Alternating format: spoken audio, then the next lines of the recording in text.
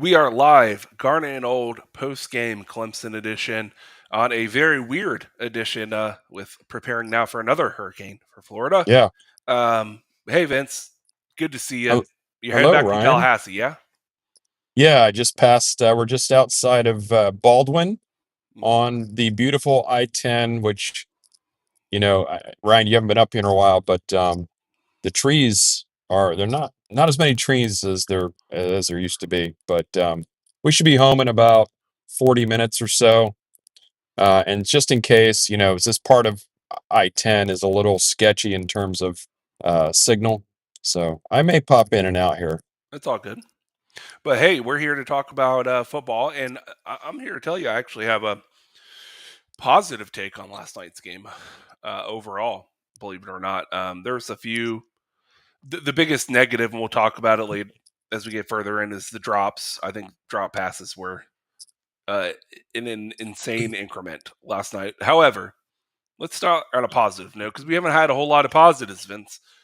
I thought Brock Glenn 100% played uh, infinitely better than DJU has the entire season. I thought he got the ball out quick, made decisive throws, stepped into deep throws, um, got out of the pocket, made a few good first downs.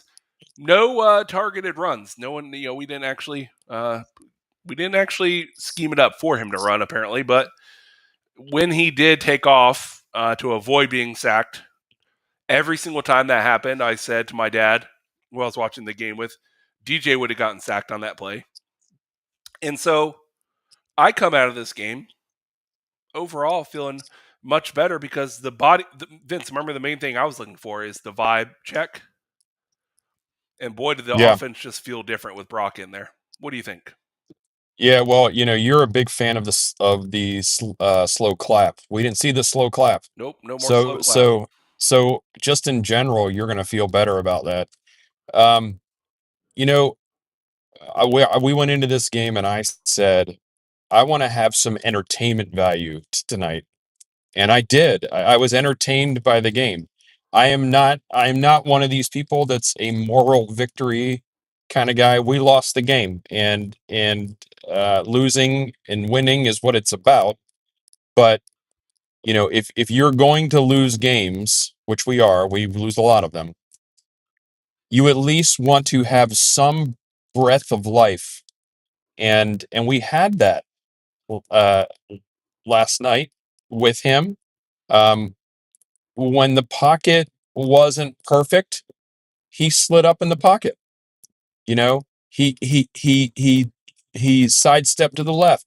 He sidestepped to the right. Sometimes he scrambled out. Like those are the kind of things that a Division I quarterback is supposed to be able to do. Those are basic things that we didn't see for the first 5 games of this season, which is unbelievable considering how long DJ has played. Um, Mm-hmm. we're not going to see him the rest of the season, and we shouldn't. Um, D, Brock should, I believe, Ryan, Brock did enough last night to be able to win that game. He did. Yep. If the other pieces around him played, you know, just marginally better, Yep. just marginally better. We had an opportunity for that game to be in doubt in the fourth quarter. I mean, really in doubt. You can say it was in doubt, but not really. We had an opportunity for that game to be in doubt in the fourth quarter, which most people had no dream of that being that way, Yep. um, except for you know Drop City, and really great. There were the people around me. Brock throws that beautiful downfield ball to who was it that dropped it? I can't remember It now. was Portier. No, the one downfield, not Portier. There was one Anyway, drop. Portier made a big one. yeah. But anyway, it was coming down to the end zone where uh the Champions Club is. and the ball is, you could say, well, it wasn't a perfectly thrown ball. You can't get much better than what that was. And the receiver had two hands on the ball. He just didn't bring it in. That's what I'm talking about. Like, those plays were there and they didn't make them. And then you get, I may have lost Ryan there. Then you get, your offensive line, your center, who has been at Florida State for I don't know how many years, 5 years, you know, not not snapping the ball the right way. So, you know, the margin for error is negative. We have a Yep. negative margin for error. And we just can't, like I said, Brock did enough. Yeah. Even his interception, sorry, was not really his fault. Yeah. Yeah. The second the receiver on that interception came off the field, there was a discussion. And then the analysts calling the game immediately said this was supposed to be a post route. It was a timing throw. Even Mike said it in the post game. And by the way, it would have been open because, Yeah. yeah, yes, for sure, in the middle of the field. So what I liked about it is Brock was decisive. He believed in the throw he was about to make every time he released the ball. And a lot of times his receivers let him down. And a lot of times his offensive line let him down. But what this game showed you, and it gives you encouragement going forward, is that instead of it being too much for him now against a really good team, or feeling like he doesn't have a perfect handle on it, I felt he was in total control from a quarterback perspective of that game, and that bodes very well. And body language, man, he is a positive guy, high energy guy, really, really exciting to watch. And he actually has some wheels. We didn't see it, and I do appreciate. I think it was Ira who asked Mike Norvell, like, "Hey, with the struggles running the ball, have you guys thought about maybe someday trying to run the quarterback?" And Mike's like, "Well, yeah, we didn't really get looks for that." I'm like, "Well, okay. Um, how many times, Vince, just watching it from the stands, did you see a run pass option where everyone on the defensive line on Clemson read a handoff and didn't even account for Brock Glenn?" Yeah, often enough that it's in the third quarter, and I looked at my buddy beside me and the people behind me. I said, just one time, pull it. Just one time, pull it, because eh, you what are we waiting for? Are we waiting for the opportune time to trick someone? The kid can move. He's not he's not Jordan Travis. Right. Nobody's saying that, but he's not DJ, right? And Yep. so, yeah, that has to be part of the arsenal. That has to be part of it. So, and they're not using it. Here's something, Ryan, and that is, like you said, there's no fear in that kid, Nope. and and that can be that that can be great in a lot of ways, but it also can be, coaches don't necessarily vibe with that because they're worried if they go rogue a little bit. Yep. But you know what? Like I keep saying for the last 4 weeks, we're losing anyway. Yeah. So, the kid shouldn't have any fear. He's been put out in the worst possible situations. Yeah. Let me ask you this question, Ryan. So let's just say, the Georgia Tech game happens, and that game, it came down to the last play, and little did we know what we were going to be in for. Um, and then the second game, the Boston College game, is a complete, mess. Um, do you think, and I think where I stand on this, do you think if you start peppering in Brock earlier on, like we've been saying, Brock may win this game? Yeah. Yes. because he has more time to develop, some consistency with the ones, if you even want to call them ones. The ones were the ones causing most of the problems. But eh, just the fact that it took this long, and I know we're rehashing the same things over and over again. Let's just say, he puts Brock in the third game of the season. Do you think Brock beats Memphis? Yes. I do. Yeah. I think Brock beats Memphis. We And we definitely already beat beat SMU. and we already beat Cal with Yeah. what we had. And by the way, Cal So, almost beat Miami last night. yeah, I stayed up and watched that and I'm sorry. threw up at the end. Um, we probably don't beat SMU, I don't think, but I think you beat Memphis and Yeah. you beat Cal. And if you really pulled the trigger early on and did it for the Boston College game, you have a good chance of winning that one too. So, I don't know that you win Clemson, and I don't know that you win the last game.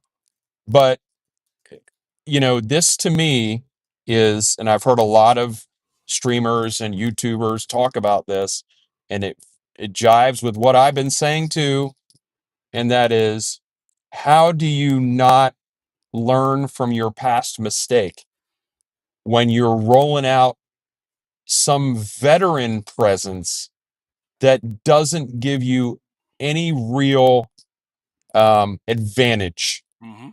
You know, Yeah. Mackenzie Milton, one leg Mackenzie, gave you no advantage at all. Because that was his advantage, was the running, and it wasn't And there. then you had that was his big thing. But when he's coming back from the surgery he had, you didn't, how could you think that that was going to work? And Hmm. again, that happened years ago.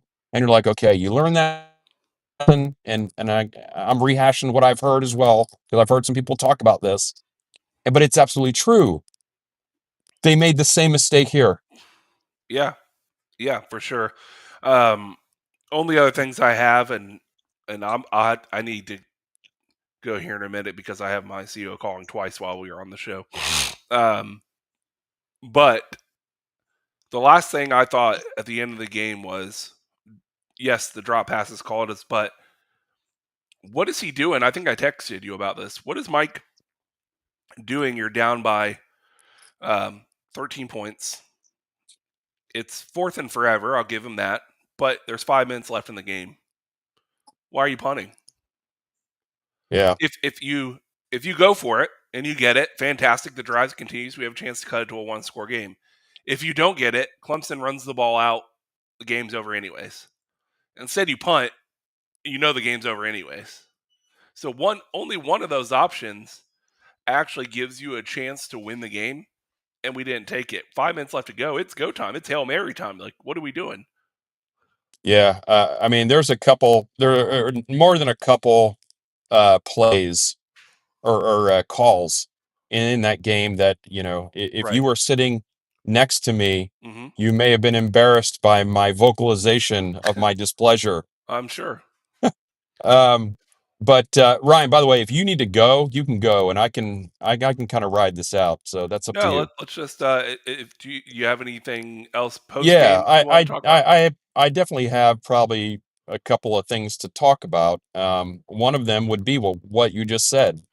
You know, why at the end of the first half are you basically hit Clemson for a loss on a run, and Clemson's probably, okay with running the clock out there, just to go into the half, and they call a timeout. Yeah. And those 3 points that that they got as a result of that obviously didn't matter in the game score, Hmm. but in the moment, you know, you I know Mike believes, and he said it in the press conference, maximized possessions, but this team currently doesn't maximize possessions. Right. So you have to make decisions based on the team, the situation that you have.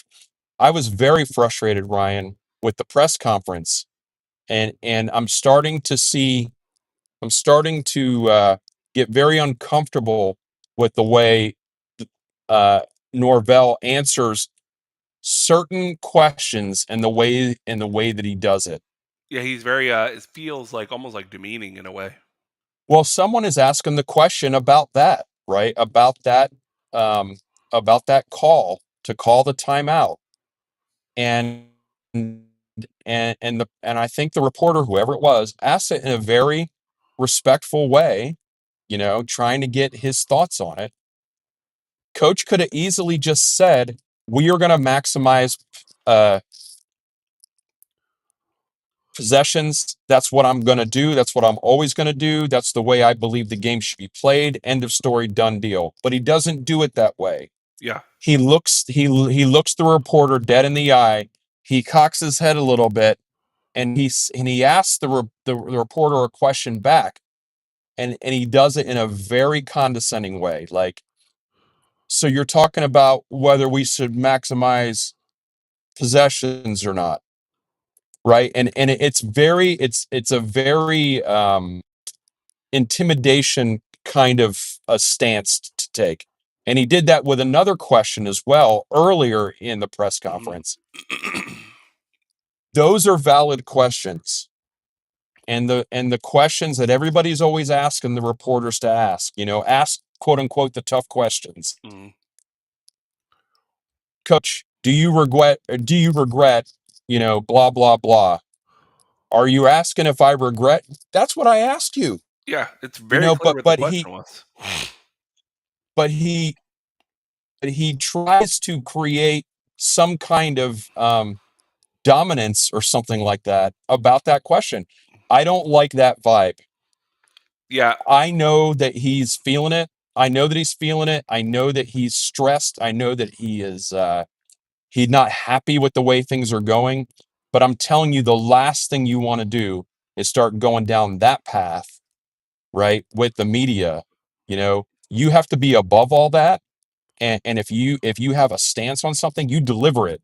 right. But you don't ask rhetorical questions back to make sure the reporter understands that what you think they're asking is ridiculous. You're even asking me that. Yeah, and I like what Tomcat says. Starting to sound like Jimbo. A little bit, a little bit. He doesn't talk Um, as fast as Jimbo, but the attitude is similar. yeah. So he needs to tone that down a little bit. Everybody knows this team is not anything great. Yep. And but last night there were some glimpses, and I posted about that. There were things here that you can work with. hmm Um, Not a running game, but again, like you said, why don't you pull it a couple times? Yeah. Why don't you run the wildcat every now and then? Those are in the arsenal. Yeah. You got to use it. You got to figure out a way to manufacture some kind of running game. Um, Anything really. I think we had like 27 yards rushing or something like that, which is, man, it's like Yeah. really, Yeah. really tough. I mean, overall, though, my last take on it is if we were Clemson fans, the one thing I have to be not mad about is if I was a Clemson fan, I would be like, "Wow, Force actually gave us a little bit of a scare there for the game." I would, as a Clemson fan, I would be a little nervous around the third quarter. Yeah. hmm I mean, because they weren't, they dominated stats, hmm but the defense, again, average, but they did enough to be able, I think, Goal line stands. Yeah. yeah, I mean, I think I predicted them to score 38. Yeah. They were well under that. So they did enough. And Clemson has a hard time scoring against teams with um, a defense that has any pulse, really. Yep. Um, so yeah, they should have been nervous. Yeah. One of the guys I follow on Twitter, who's a rational guy, he's a Tiger fan.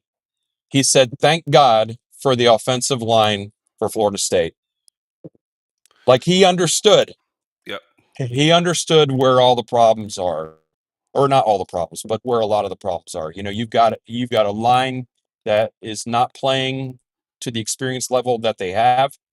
You have you have wide receivers that don't catch or block very well, Hmm. and you get penalties at the worst times, and then you have a coaching staff that almost can't get out of its own way for whatever reason. So, Yep, I mean, that's a recipe. That's a good recipe, Ryan. it sure is. And I have a bone to pick with you, Ryan. what's that? You texted me, and you have your phone in front of you. You texted me about the crowd. Oh yeah.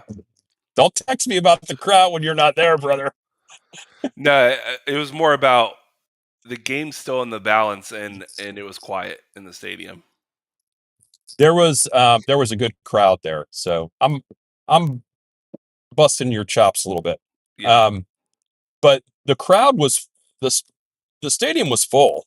I mean, pretty much. Hmm. The students were there, and it was there. It was loud at times. It definitely was.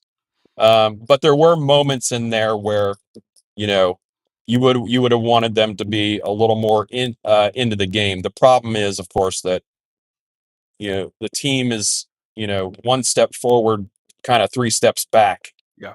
and it's frustrating. It's frustrating. We had a great time though. Yeah, and getting back, Tailgating hopefully, was great. definitely recommend you get gas on the way home. That's all I'm saying. It maybe it won't be that bad in Jacksonville, but here the uh, the surge at the pumps has already begun. It's Yeah, wild, wild yeah. times We'll out there probably already. it's that's a good call. We'll probably get a full tank of gas before we get home. Um, but the Chiefs look good. The Chiefs sounded good, and I don't know, Ryan. I know I'm harping on some negative stuff here a little bit, but I think you clean up some of those basic things, Yeah, and I think there are more wins left on the schedule yeah, now I do too. Yeah. than there would have been had DJ continued on. Oh, of course. Yeah. I mean, I feel like it's impossible that there isn't. So I think we beat Duke actually. I mean, you can win the Duke game. Yeah. You can beat Duke. You can beat North Carolina. You can beat Charleston Southern. You can beat Florida. Yep. You can do all those things. You got a lot of stuff in front of you, and it won't make the season any more satisfying, but it'll make you feel better game to game to see some progress. Though, Got to get better. what it also has to get better is the weather, because I'm getting grumpy with every hurricane update that's come in. So we're gonna go ahead and call it a show. But Vince, any last words here? No, not really. I love the Noles, man. I think they're going to get better. I think they're going to get better. They have to. They have to get better. And I'm going to be at the next game. So, Yeah, oh, I Fishweir.